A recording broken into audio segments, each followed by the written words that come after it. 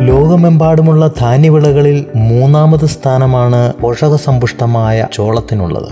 വിവിധതരം പാചകവിധികളിൽ രുചിയേറിയ ചോളം മസാല തയ്യാറാക്കുന്നത് എങ്ങനെയെന്ന് നമുക്ക് നോക്കാം. അതിനായി ചോളം അടർത്തിയെടുത്ത് ഉപ്പിട്ട വെള്ളത്തിൽ തിളപ്പിച്ച് വെന്ത ചോളം വെള്ളമൂറ്റി പകർന്നു വയ്ക്കുക.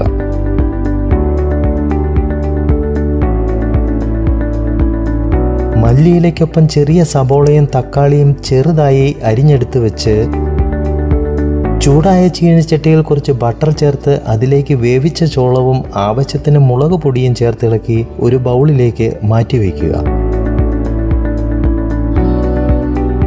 അരിഞ്ഞുവെച്ച സബോളയും തക്കാളിയും കുറച്ച് മല്ലിയിലയും ചേർത്തിളക്കി ചാട്ടുമസാലയും ചേർത്ത് അലങ്കാരത്തിന് മുകളിൽ കുറച്ച് മല്ലിയില വിതറി ചൂടോടെ ഉപയോഗിക്കുക.